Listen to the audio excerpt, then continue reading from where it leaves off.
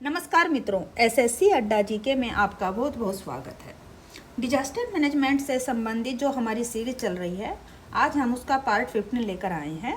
आज हम यहाँ पर मोस्ट इम्पोर्टेंट एमसीक्यू करने वाले हैं जो पिछली परीक्षाओं में भी पूछे गए हैं और जो आगामी परीक्षा है यहाँ से प्रश्न 100% जरूर पूछे जाएंगे। आइए स्टार्ट करेंगे। स्टार्ट करने से पहले आप हमारे चैनल को लाइक, सब्सक्राइब और शेयर जरूर करें। तो प्रश्न नंबर 1 देख लेते हैं। निम्न में से किसे सुभाष चंद्र बोस आपदा प्रबंधन पुरस्कार 2023 दिया गया है? उड़ीसा आपदा प्रबंधन, लुंग लेह फायर स्टेशन, ए और बी या किसी को नहीं? तो इसका उत्तर रहने वाला है जो यह सुभाष चंद्र बोस आपदा प्रबंधन पुरस्कार 2023 है, यह उड़ीसा आपदा प्रबंधन और लुंग लेह फायर स्टेशन दोनों को ही दिया गया। तो इसका उत्तर सही रहने वाला है सी ऑप्शन यहाँ पर करेक्ट है। आपको बता दें, जो सुभाष चंद्र बोस आपदा प्रबंधन पुरस्कार है, इसकी शुरुआत कब की गई? तो इसकी शुरुआत 2019 से की गई है। नेक्स्ट क्वेश्चन है, यूक्रेन में 1986 की चेरनोबिल आपदा निम्न में से कौन सी थी? तो आपको पता है यूक्रेन तो आजकल काफ़ी चर्चा में है। रूस और यूक्रेन का 1.5 साल के करीब हो गया है, युद्ध चल रहा है। इसमें पुतिन और आप व्लादिमीर पुतिन हैं, उधर से जेलेंस्की हैं। तो क्या है, तो दोनों वहाँ पर क्या है, दोनों देशों के बीच रूस और यूक्रेन में आप इस टाइम क्या चल रहा है? युद्ध चल रहा है। तो युद्ध के आपको पता है विनाशकारी कारण रहते हैं, काफ़ी आपदाएं आती, कितने लोग वहाँ पर मर रहे हैं, कितने आर्थिक क्षति दोनों देशों को हो रही है, यानी कि जन और धन दोनों की वहाँ पर हानि हो रही है। लेकिन युद्ध पर अभी विराम नहीं लग रहा है। चलिए, लेकिन हम अपने प्रश्न पर आ जाते हैं। यूक्रेन में 1986 की चेरनोबिल आपदा निम्न में से कौन सी थी? तो यूक्रेन का जो चेरनोबिल शहर है, वहाँ पर परमाणु आपदा आई थी। कब? 1986 में। ऑप्शन सी करेक्ट है। नेक्स्ट है, निम्न में से कौन सा सम्मेलन आपदा प्रबंधन से संबंधित है? तो जो सम्मेलन है यहाँ पर आपदा प्रबंधन से संबंधित, तो योकोहामा में भी आपदा से संबंधित हुआ था, हयोगो में भी, स्विट्जरलैंड में भी। तो क्या इसका ऑप्शन डी करेक्ट रहने वाला है? तो उपरोक्त सभी यहाँ पर सही है। निम्न में से कौन आपदा प्रबंधन के लिए कार्य करता है? तो देखिए, जब भी कोई भी आपदा आती है, कोई भी तबाही होती है, चाहे वह प्राकृतिक हो या फिर क्या मानव जनित हो, तो उसमें कौन मिलकर कार्य करते हैं? तो उसमें WHO और यूनेस्को दोनों ही मिलकर कार्य करते हैं, राहत कार्य में सहायता करते हैं। तो इसका ऑप्शन सी यहाँ पर करेक्ट है, बोथ ए एंड बी। विभिन्न विद्यालयों में आग लगने की घटना पर मॉक ड्रिल का आयोजन निम्न के द्वारा किया जाता है। तो देखिए, किसी भी जो विद्यालय है, स्कूल है, अगर वहाँ पर कोई आगजनी की घटना घट जाती है तो क्या होगा? तो वहाँ पर जो आगजनी की घटना घटती है उसको काबू में करने के लिए कौन कार्य करते हैं? तो देखिए, पुलिस बल, अग्निशामक, सरकारी प्राधिकरण या छात्र। तो देखिए, कहीं पर भी अगर विद्यालयों में आग लगने की घटना है तो वहाँ पर मॉक ड्रिल का जो आयोजन है वो कौन करता है, अभ्यास करता है? तो वो अग्निशामक द्वारा, अग्निशमन की जो गाड़ियाँ हैं, फायर ब्रिगेड की जो गाड़ियाँ हैं, वो वहाँ पर आती हैं, अपना कार्य करती हैं। तो इसका ऑप्शन बी करेक्ट रहने वाला है। आपदा प्रबंधन अधिनियम कब बनाया गया? तो यह कब बना था? उत्तर रहेगा 2005 में। कब बनाया गया आपदा प्रबंधन अधिनियम? 2005 में। राष्ट्रीय आपदा प्रबंधन प्राधिकरण यानी कि NDM यानी कि नेशनल डिजास्टर मैनेजमेंट अथॉरिटी के अध्यक्ष कौन है? तो इसका अध्यक्ष कौन होता है? इसका अध्यक्ष भारत का प्रधानमंत्री रहते हैं। ऑप्शन है यहाँ पर करेक्ट है, क्वेश्चन नंबर 7 का। अगला है, आज डैश देश के भावी नागरिक हैं। यहाँ पर आप आना चाहिए।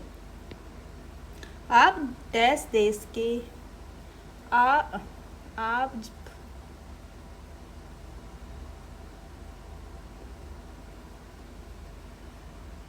तो यहाँ पर ऑप्शन जो इस नारा है, आज डैश देश के भावी नागरिक है, तो कौन है जो आज, कौन है भावी नागरिक, कौन है आज? तो यह मनुष्य है, छात्र है, पौधे, जानवर, तो मनुष्य। मनुष्य यानी कि सभी लोग हैं, तो जो नागरिक है मनुष्य, मनुष्य में क्या है, छात्र है, नर है, नारी है, सब आ जाएंगे। तो आज देश के भावी नागरिक है, तो नारी को कौन पूरा करती है लाइन, वो मनुष्य यहाँ पर आएगा, करेक्ट ए। ये क्वेश्चन देखिए पहले एग्जाम में पूछे जा चुके हैं, जो आज मैंने यहाँ पर लिए हैं, तो ये मोस्ट इम्पोर्टेंट रहने वाले हैं, और आपसे यही निवेदन है कि इनको अच्छे से रिवाइज जरूर करें। और पहले भी काफ़ी वीडियो आपदा से संबंधित मैंने डाली हैं, वहाँ से प्रश्न जरूर पूछे जाएंगे।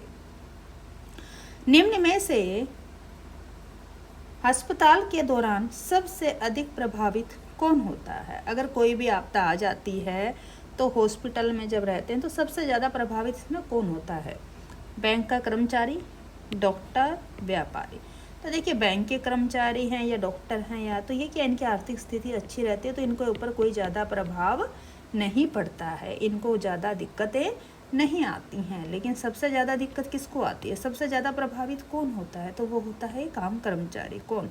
अब कर्मचारी आप समझ सकते हैं कर्मचारी कौन है। कर्मचारी देखिए यहाँ पर कर्मचारी से मतलब किससे लिया गया है, तो जो कोई भी छोटे कार्य हैं, जैसे रिक्शा वाला है, या कोई ठेला है, या कोई सामान ढोता है, या कोई घरों में काम करते हैं, तो ऐसे कर्मचारियों की यहाँ पर बात की जा रही है जो निचले तबके के लोग हो जाते हैं, तो और उनकी आर्थिक स्थिति इतनी अच्छी नहीं रहती है। तो सबसे ज़्यादा प्रभावित कौन होते हैं? तो हॉस्पिटल में जब कोई उनका अपना जन अगर एडमिट हो जाता है तो सबसे ज़्यादा प्रभावित कर्मचारी होते हैं। प्राकृतिक व मानव जनित कारणों से उत्पन्न होने वाला संकट जो जन धन की शक्ति क्षीण करने की क्षमता रखता हो, क्या कहलाता है? तो देखिए जब प्राकृतिक या मानव जनित कोई भी अगर आपदा आ जाती है, मान लीजिए बाढ़ आ गई, या फिर भूस्खलन हो गया, सुनामी आ गई, या फिर कोई भी मानव जनित आपदा, जैसे कि आप भोपाल गैस कांड के बारे में जानते हैं, और कल हाल ही में आपने सुना होगा ओडिशा में क्या हुआ है। ओडिशा के अंदर सबसे बड़ी इस साल की रेल दुर्घटना हुई है, तो उसमें धन और जन दोनों की हानि हुई है। उसमें बोला जा रहा है कि कम से कम 300 से 350 लोग जो हैं मृत घोषित किए जा चुके हैं। उसके अलावा 1000-1500 लोग घायल भी हैं। ये आंकड़ा तो अभी अंदाज़ा है, अभी कितने लोग और घायल हों सब अभी आगे आने वाले टाइम में पता लगेगा। तो ये क्या था, जो रेलवे दुर्घटना वो एक क्या है, मानव जनित घटना है। और प्राकृतिक आपको पता ही है, सुनामी हुई, बाढ़ हुई, या फिर आपका ज्वालामुखी विस्फोट है, ये सब क्या होता है, ये सब आपके प्राकृतिक घटनाएं होती हैं। तो इनसे कोई सी भी अगर घटना होती है तो इनमें जो जन धन की शक्ति अगर क्षीण होती है तो उसको क्या कहा जाता है? आपदा। आपदा सुभेद्य आपदा, आपदा जोखिम। तो ये क्या है, ये आपदा जोखिम यहाँ पर करेक्ट आंसर होगा ऑप्शन सी। एलपीजी रिसाव के दौरान निम्नलिखित में से किसका अभ्यास किया जाना चाहिए? अगर घर में आपको पता है एलपीजी आज के टाइम में सभी घरों में इस्तेमाल किया जाता है, तो जो आपकी घरेलू गैस है अगर ऐसे में उसमें रिसाव हो जाता है तो आपको क्या करना चाहिए? तो क्या करेंगे आप? क्या खिड़कियां बंद करेंगे? नहीं। क्या कहा जाता है कि खिड़कियां खोल देनी चाहिए? क्या कुर्सी के नीचे छिप जाना चाहिए? नहीं, बाहर निकल जाना चाहिए। लाइट चालू करें? ये भी नहीं करना चाहिए। अगर एलपीजी का रिसाव हो जाए तो स्विच जिस स्थिति में, अगर आपकी लाइट ऑन है तो उसको ऑन रहने दें, अगर चालू है तो चालू रहने दें, बंद है तो बंद रहने दें, यानी कि स्विच को छेड़े ही नहीं, ऑन ऑफ कुछ ना करें। क्या होगा, स्पार्किंग होगी, स्पार्किंग से आग लगने का खतरा रहता है। तो क्या करेंगे आप? तो एलपीजी का अगर रिसाव होगा तो ये तीनों हैं जो ऑप्शन, ये गलत है, ये कुछ नहीं करेंगे आप लोग। आप क्या करेंगे, आप खिड़कियों को खोल देंगे। ऑप्शन यहाँ ए करेक्ट है। सांप के काटने पर निम्न में से क्या नहीं करना चाहिए? आप कहेंगे ये सांप का क्वेश्चन बीच में से कहाँ से ले लिया भाई आपदा में?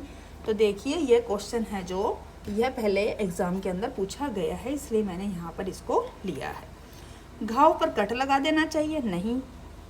या घाव को स्टेराइल बैंडेज से ढक देना चाहिए? खून नहीं चूसना या दवा ना लगाना। तो देखिए जब सांप काटता है तो ऐसे में क्या है, घाव पर स्टेराइल बैंडेज लगाई जाती है, करेक्ट है ये। उसके साथ ही देखिए खून चूस दिया जाता है और जो जहरीले खून को बाहर निकालने की कोशिश की जाती है। उसके बाद वहाँ पर दवा भी लगाई जाती है। तो क्या नहीं करना चाहिए? एक ही ऑप्शन हमारे पास बचा है, घाव पर कट नहीं लगाना चाहिए। अगर सांप काटे तो कभी उस घाव पर कट नहीं लगाना चाहिए। ऑप्शन ए यहाँ पर करेक्ट है। क्योंकि यहाँ पर नहीं पूछा गया कि हमें क्या नहीं करना है। पुनर्वास निम्नलिखित में से किस चरण की प्राथमिकता है? जो पुनर्वास है, जब कोई भी आपात स्थिति उत्पन्न हो जाती है तो जब पुनर्वास है, लोगों को पुनर्स्थापित किया जाता है, तो वो कौन से चरण की प्राथमिकता उसको कहा जाता है? आपातकाल, संक्रमणकालीन चरण, पुनर्निर्माण या मोक ड्रिल? मोक ड्रिल तो अभ्यास रहता है आपका।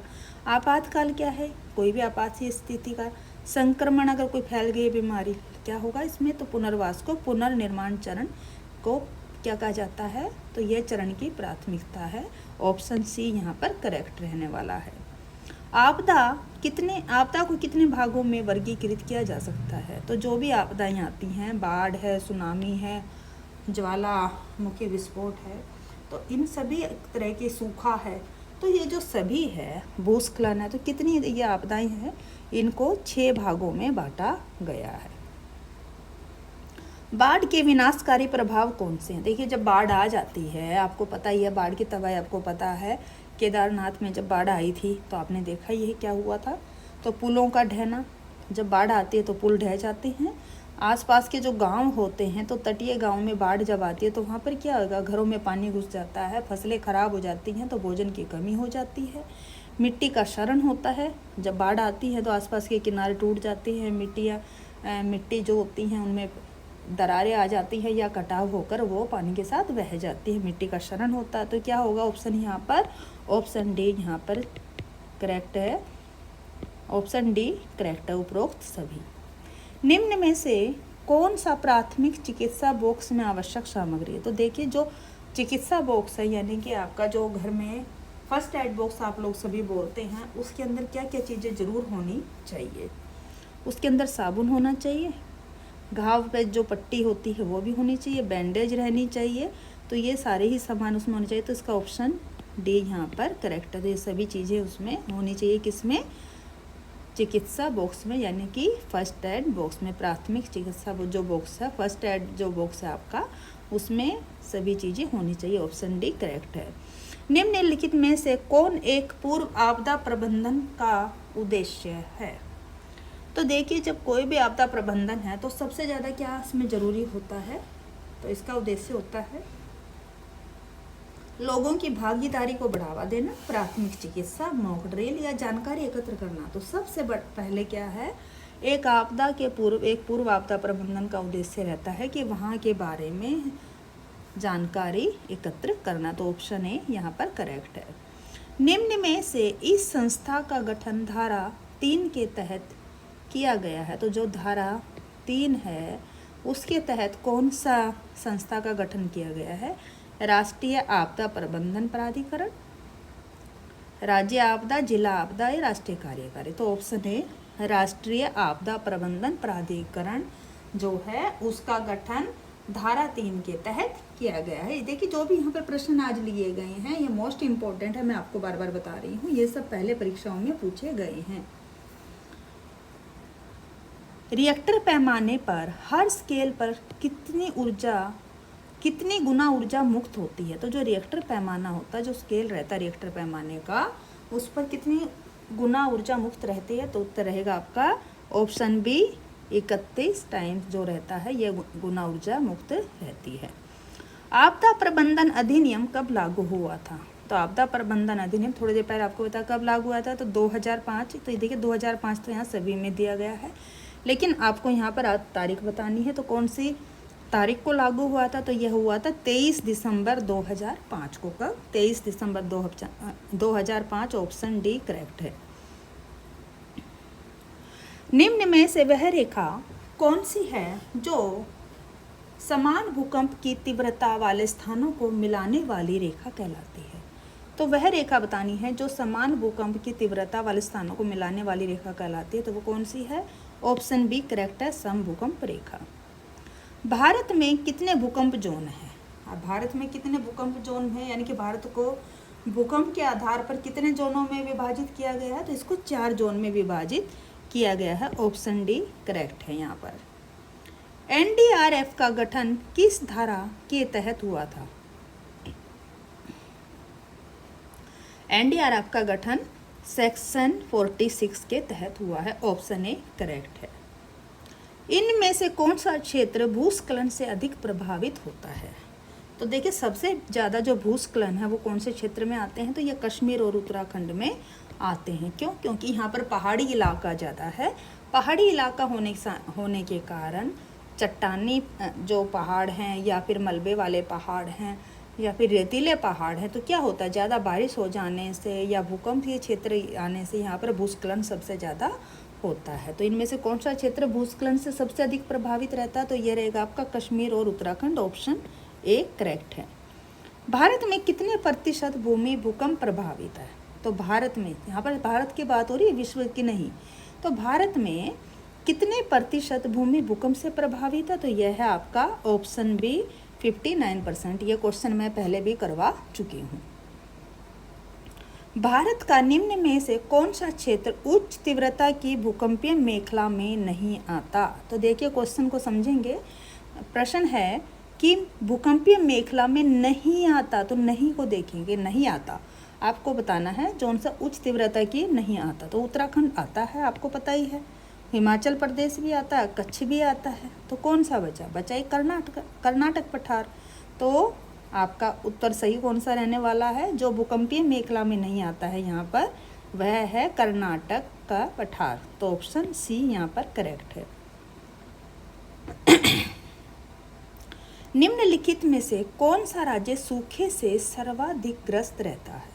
तो सबसे ज़्यादा सूखा कहाँ पर पड़ता है? यहाँ पर जो सर्वाधिक सूखे से ग्रस्त है कौन सा? देखिए पंजाब। देखिए पंजाब तो नदियाँ हैं, यहाँ पर काफ़ी नहरें और नदियाँ आती हैं, तो पंजाब में तो सूखा कम ही पड़ता है। उत्तराखंड में भी आपको पता है बरसात ज़्यादा आती है, पर्वतीय इलाका भी रहता है, यहाँ पर भी नहीं। बिहार में तो वैसे ही बाढ़ आती रहती है, आपको पता कोसी। तो सबसे ज़्यादा जो वर्षा कम जहाँ पर होती है वह रहता है गुजरात का एरिया। तो ऑप्शन डी यहाँ पर करेक्ट है। तो यहाँ पर हमारे से पूछा गया था, हमसे पूछा ये गया है कि निम्न में से कौन सा राज्य सूखे से सर्वाधिक ग्रस्त है? तो सर्वाधिक कौन सा ग्रस्त हुआ? क्योंकि देखिए पंजाब, उत्तराखंड, बिहार में तो बारिश होती है, नहरें भी हैं, नदियाँ भी हैं, तो सबसे ज़्यादा है गुजरात। ऑप्शन डी यहाँ पर करेक्ट है।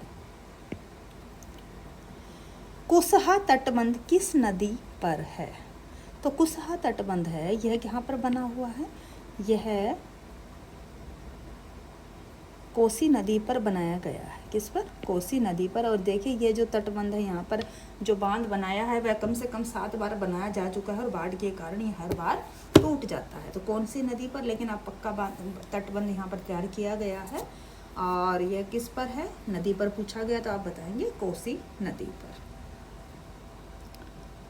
भारत मौसम विज्ञान विभाग द्वारा लोगों को प्राकृतिक खतरों से पहले सतर्क करने के लिए चक्रवातों की रंग कोडिंग की जाती है। क्या की जाती है? चक्रवातों की रंग कोडिंग की जाती है।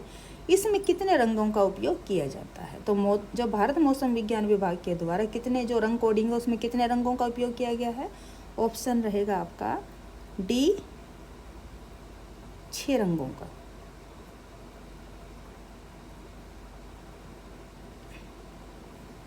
नहीं माफ़ कीजिए, यहाँ पर आएगा आपका 4 रंगों का। अब 4 में हो जाता है, एक तो लाल, पीला, हरा और नारंगी। कौन कौन से आएंगे 4 रंग? लाल, पीला, हरा और नारंगी, ये 4 रंग यहाँ पर इस्तेमाल किए जाते हैं। भूकंपीय खतरे के नक्शे और कोड को प्रकाशित करने हेतु एक आधिकारिक एजेंसी है। जो भूकंपीय जो खतरा रहता है, भूकंप चाहते हैं, उस खतरे के नक्शे और जो कोड को कौन प्रकाशित करता है?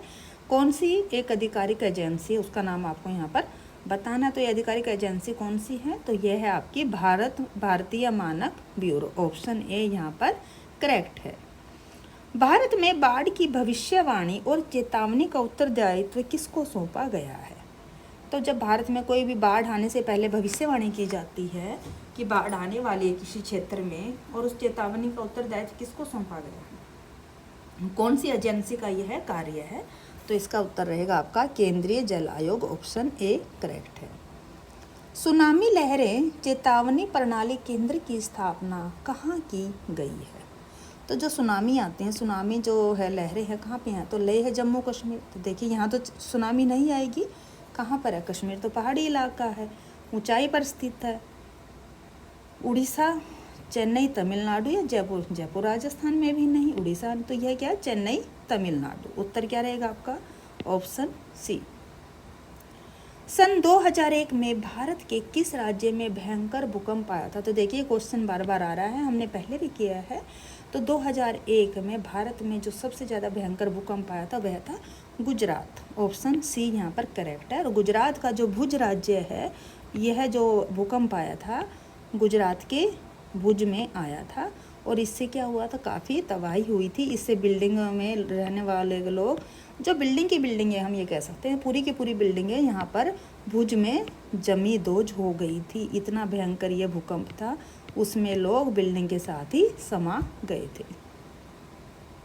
कृषि सूखा से बचने का सर्वोत्तम उपाय क्या है। तो देखिए जब खेती बाड़ी में, जो खेतों में जो सूखा होता है, उससे बचाने का सबसे ज़्यादा उपाय क्या है, जल संसाधनों का वैज्ञानिक विकास, तालाबों का जल आपूर्ति, नदियों के मार्ग को बदलकर सूखा क्षेत्र में लाना, या शिक्षा का प्रचार प्रसार करना। तो देखिए सबसे जो उत्तम उपाय है, अगर शिक्षा का प्रचार प्रसार के द्वारा हम सबको समझा सकते हैं लोगों को कि किस तरह आप जो जल संसाधन है, यानी कि बारिश का जो पानी है उसको कैसे आप एकत्रित कर सकते हैं, कैसे आप तालाबों के पानी को कृषि में यूज कर सकते हैं, नदियों के द्वारा आप कैसे पानी को नहरें बनाकर ला सकते हैं, तो सबसे ज़्यादा है शिक्षा का प्रचार प्रसार यहाँ पर सर्वोत्तम उपाय है। क्योंकि अगर शिक्षा का प्रचार प्रसार होगा, लोगों को आप जागरूक करेंगे, तो ये सब कार्य अपने आप होते चले जाएंगे। तो ऑप्शन ए यहाँ पर करेक्ट है। आपदा के समय कौन सी समस्या संचार में बाधक होती है। क्या महामारी का फैलना। देखिए महामारी कब फैलती है, महामारी जब फैलती है, कोई आपदा आ जाती है, उसके बाद ही महामारी फैलती है। समय पर विदेश से धन प्राप्त होना, तो इसका तो कोई मतलब नहीं है संचार से, भाई धन प्राप्त होगा तभी संचार होगा। सड़कों का जहाँ तहाँ ध्वस्त होना, तो देखिए मोबाइल टावरों तथा ट्रांसमिशन टावरों का टूट जाना। सबसे पहले जो सबसे ज़्यादा जो बड़ी आपदा इसमें रहती है वो रहती है मोबाइल टावरों तथा ट्रांसमिशन टावरों का टूट जाना। ऑप्शन ए करेक्ट है, क्योंकि अगर ऐसा हो जाएगा, टूट जाएंगे अगर टावर और ट्रांसमिशंस का, तो संचार व्यवस्था एकदम ठप हो जाती है। दक्षिण पूर्व एशिया के देशों में 26 दिसंबर 2004 को कौन सी आपदा आई थी। तो देखिए जो आपदा आई थी दक्षिण पूर्व एशिया के देशों में, ये कब आई थी, 26 दिसंबर 2004 को। और क्या आई थी, ये सुनामी। तो ऑप्शन सी आपका करेक्ट रहेगा, सुनामी आई थी। कब आई थी, ये बड़ी भयंकर तबाही थी, बड़ी भयंकर आपदा थी जो दक्षिण पूर्व एशिया के देशों में आई थी। कब आई थी, 26 दिसंबर 2004 को। नेक्स्ट है, भूकंप संभावित क्षेत्रों में भवनों की आकृति कैसे होनी चाहिए। तो देखिए जहाँ पर ज़्यादा भूकंप आने की संभावना होती है जिन क्षेत्रों में, तो उनके जो भवन है, जो वहाँ पर घरों का निर्माण होता है, कैसा करना चाहिए, तो यह आयताकार में करना चाहिए। ऑप्शन डी करेक्ट है।